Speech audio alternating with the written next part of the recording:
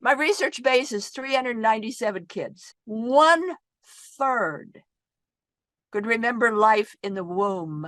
The majority could remember their birth. The rest of them remembering clearly when they were 1.5 or 2 or 3 or 4, or so forth. Welcome to the crossroads of the known and the unknown. This is AJ Parr's Spiritual Journalist Podcast. We are here with PMH ATWATER, and she has been studying near-death experiences on children for many years now. What led you to start researching near-death experiences on children? Bear in mind that I'm a near-death researcher. I've been doing this since 1978. I have a research base of nearly 5,000 adults and children. So I'm a researcher. I'm not a person who studies them. I research them. And in that sense, study them. And it's all personal. I'm not reading books. I'm not just talking to them. Most of the time, I'm with them. So I'm very deeply involved with children because I'm noticing something. I originally wanted a research base between birth and the age of 15. Well, I didn't get it. I only had a few of the older ones. All the rest were from birth to maybe 7. And I began to notice something, and especially birth to the age of 5. And I began to notice that these children are significantly different than any other children or any other near-death experiencer.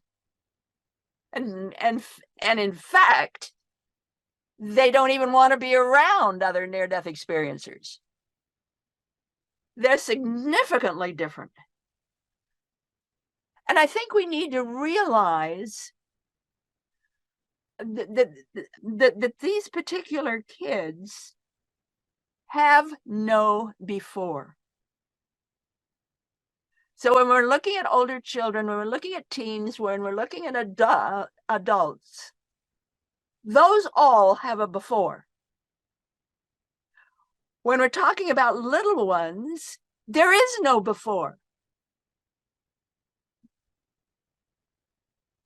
So I really, really, really want everyone to get The Forever Angels, because it's such an important book. My research base is 397 kids or people. So of that research base, 1/3 could remember life in the womb. The majority could remember their birth. The rest of them remembering clearly when they were 1.5 or 2 or 3 or 4 conception. And when she was old enough to do this, and then gave it to her parents. And her parents were so embarrassed because it was totally accurate. Their positions, what they were doing when they conceived her. So we're talking about a different venue here. We're talking about a mind that's coming in. In most cases, the mind of these children is developed. A lot of these kids in my research base between 3 and 5 had a library card. I ran across several at the age of 4 that were reading the Wall Street Journal and understood it. So we're talking about a very different breed of cats. So let's talk about that. Let's talk about some of my cases. Yes, please do. This is a case of Penny. She was one of those that is still in the womb, and her mother's smoking, and she just can't stand her mother's smoking because it affects her in the womb, and she's just so bothered by that smoke. And so I'm saying to the mothers out there, your child is affected if you are smoking or if you are drinking. That child in the womb can smell it, taste it. They don't want any part of it. I want to talk about another case. This is of Alma. Alma was about 2.5. She was in her bedroom. A family friend, a big guy, came to visit with the family. They were busy, so they went into Alma's room and shut the door. Now, he's a big guy. He is over Alma. So he's over her in the bed, raping her. Little 2.5-year-old kid, and this big guy is raping her. She leaves her body. She views the whole thing from the ceiling looking down. Now, I want to be very clear here. That is not an out-of-body experience. That is self-defense. Get that through your head. That's self-defense. Children, even teenagers, when they are threatened, will leave their body. Again, that's a form of self-defense. But it's not a near-death experience. It's only leaving the body. That's self-defense. Now, they can have a near-death experience in the sense that they have an experience there. They know what's going on. That is counted a near-death experience because of what they feel and sense and know. I want to also talk about Star. Star, in her case, in her near-death experience, and this is before birth, she had a black light experience. Not everybody has a white light experience. Some people have a black light experience. She had a black light experience whereby she knew what she was coming into. She knew what she would undergo, and she chose to come. Now, when we're talking about lights, clear light, black light, different kinds of lights, children are very, very specific, and I want you to know and understand this.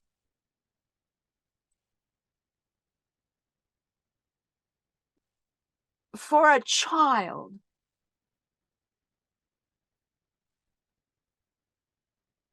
if it is a dark or black light, many times it will have purple tinges to it. That to a child is like a mother light. There's something very calming, very healing, very wonderful about a black or dark light. If it is a bright white light, to a child, that's like a father light. That's a light that knows your name. You can converse with this light. If it is a light that's just pure power, power, power, has no color, just power, that light is so powerful that it is beyond light. So a child will identify this as the dark or black light is mother light because it heals you and cuddles you, and you're safe there. The really bright white light, that's father light. And you can talk to the father light. And you can converse with the father light. But that really supremely powerful light, that's God's light. And the father light and the mother light come from God's light. And God is the supreme light. So we want to be very clear here and how a child views light. And again, we want to know that for a child, many of them call themselves birthers. I am wondering if you interview these kids when they are still 3 or 5 year old, or did you interview these children when many years had passed? The youngest I worked with, you don't just interview them, you work with them, was 4. And then up to their early 20s. But what I want to really emphasize here is the Forever Angels is I went further than that. I took my work with children who were still young or young people, and then I went after those who were in their 50s, 60s, 70s, and 80s, who could substantiate or prove that they had a near-death experience when they were young. And believe it or not, this woman in her 80s could, because she had a sister who was in her late 70s. She could, well, anyway. And I said to them, did having an experience like this when you were very, very young, did that make any difference in your life? And of course, what I got back were just huge realms of paper. This one guy sent me like 50 pages complete with pictures because he'd never been able to talk about experience to anybody. So I really opened Pandora's box when I said that, and I found out that near-death experience when they were very, very small had a significant effect on their life all the years all the years that they lived, a huge experience. Do you think it made them a better persons or more intelligent or what? What was the difference between them and the rest of the people? I can give you those percentages as we go along. First of all, I want to say that I learned from those very, very young and the young ones who were older that there is a profound learning reversal that occurs with these little ones. And that is, these children are going to school, first grade, second grade, what have you, and they know more than the teacher does. They know more than their parents do. They know more than their aunts and uncles do. So they're going to school, and it's a total reversal. It's a reversal of learning, because they have to turn it off or find a way of turning it down so that they can just survive. It's really, really difficult for these kids, because as we go along, you're going to find out that these kids come back very, very smart, and they're abstracting at very young ages. Well, they come back abstracting. Most people don't learn to abstract until they're 18, 19, 20, maybe 25. And these kids are abstracting right away. Let me give you an example of this boy in Georgia. This is first grade. Halfway through school, he drowns.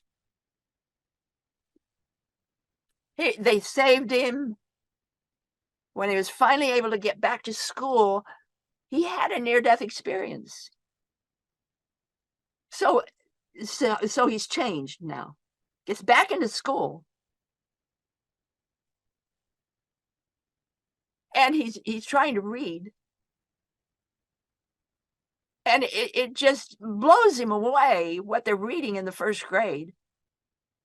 So finally he goes up to his teacher and he says to her, "Why was the book Robinson Crusoe ever written?" Blew her away. And they had to take him out of the first grade. So I was the only kid in the first grade who could smell color, see music, and hear numbers. I spent most of the first grade on a tall stool, having to wear a dunce cap, a pointed cap that said dunce on it, as an example of a bad child who told lies. It was just trauma city for me. And at the end of the first grade, I was so angry. I was just so angry at the system, at my teacher, at everybody, that I vowed, you're going to love this, that I vowed that I was never going to grow up, and that all adults were stupid. So that was synesthesia. But a lot of them have this blended sensing with synesthesia. They have a different sense mechanism. So when we're talking about what's typical, let me give you some numbers here. From birth until about 7, their IQ score in school was 48% between 150 and 160. So that their scoring in school, 150 to 160. Genius, they say, is about 134, 136.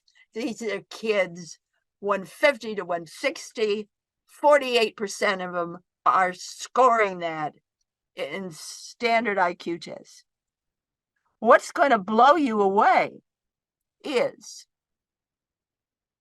those from birth had their experience between birth and 15 months of age.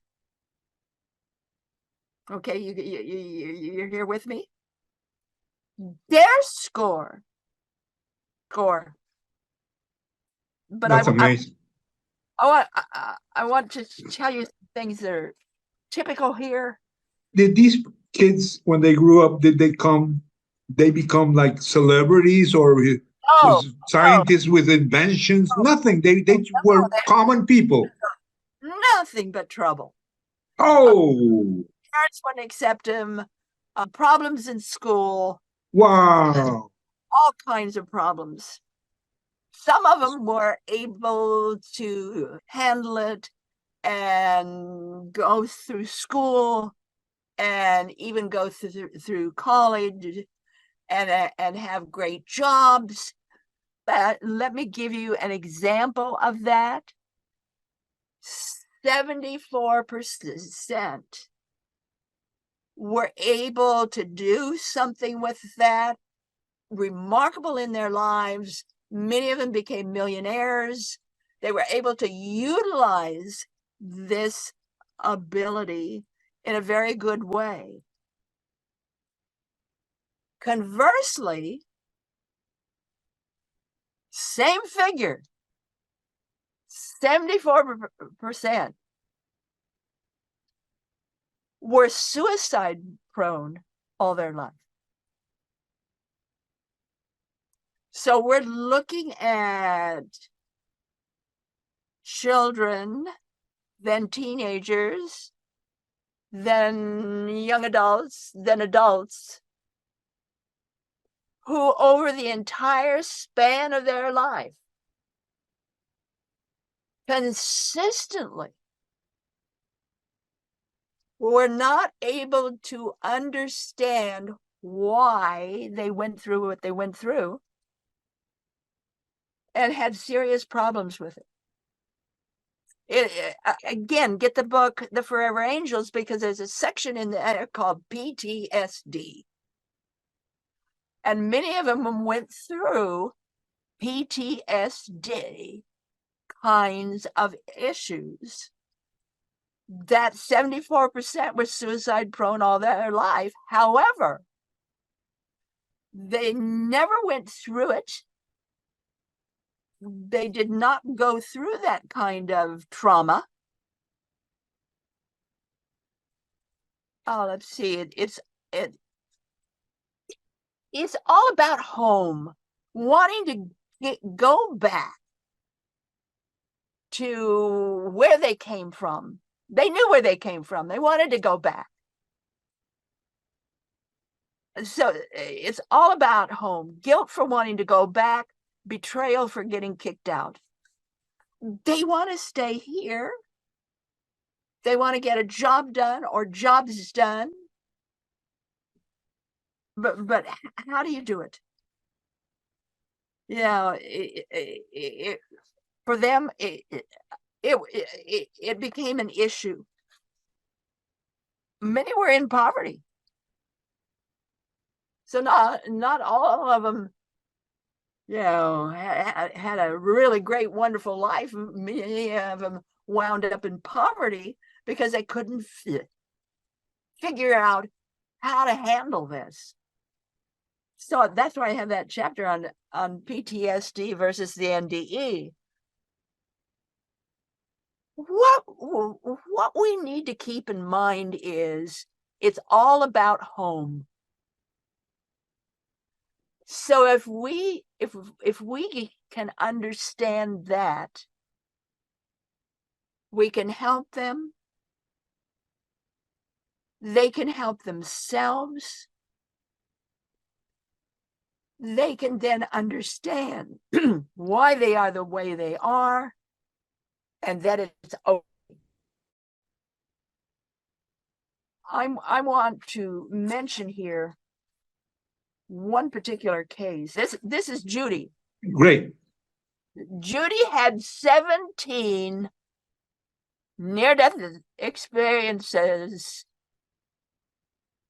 in childhood.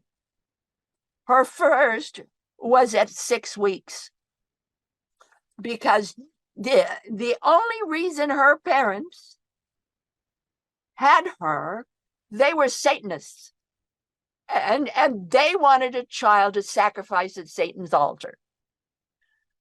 So you here's a little child that went through all kinds of tortures. When she was finally able to get away from her parents and build a life of her own and come to deal with all of this, here's what she said. Listen to it. All of my experiences in this life, whether they appeared to be dark or light, are expressions of love.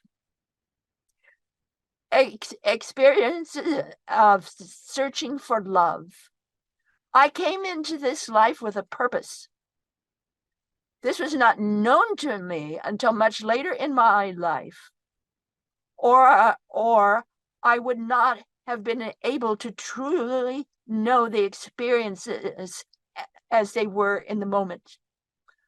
What I know today has brought everything full circle. She forgave her parents. She forgave everything that she went through. She learned from all of it. She advanced from all of it. She was able to marry and have children and have a good life because she came to understand the why of it and forgive it all. Remarkable, remarkable children. Did some of these kids, some of them talked about God or Jesus, and some of them talked about Buddha, and some of them talked about different religions? No. Most of them, well, first of all, let me say yes, a few of them did. The majority talk about that stream of consciousness they came from. And every once in a while, there's a dip in that consciousness, and that dip is a life. And then they go back to the stream. The stream is above and beyond Buddha and, all this stuff. And the majority of them connect with the stream. There's a few that get into religions or spirituality or this kind of thing, but the majority connect with the stream. This was amazing because I never thought that kids so young could remember the conception or when they were in the womb. Right. Did any of them remember past lives, or they didn't get that part? A few did, yes. Yes, so this is like proof, not only proof of life after life, it's also the proof of a reincarnation or different. Yeah, in the book, there are drawings that some of them made of past lives, yes. This is a book that is, I'm definitely going to read it. The Forever Angels, Near-Death Experiences in Childhood and Their Lifelong Impact. It's a powerful book. Please get it. Amazing. So thank you. Thank you for allowing me to interview you, Dr. Atwater. It's an honor and a pleasure. You are fun. Get on my website, www.pmhatwater.com. I have a free monthly newsletter. So go over to the newsletter and sign up for it. Yes. And you also have a new book. Yes. Edgewalker. Yeah. It sounds like you're always walking on the edge. All my life, really. Edgewalker. Lives and Deaths of PMH Atwater. Okay, thank you. I will recommend the book. I'll read it. Take care. Bye. God bless you. We did it! We did it! We did it! This has been the A.J. Parr Spiritual Journalist Podcast. Please like, share, and subscribe.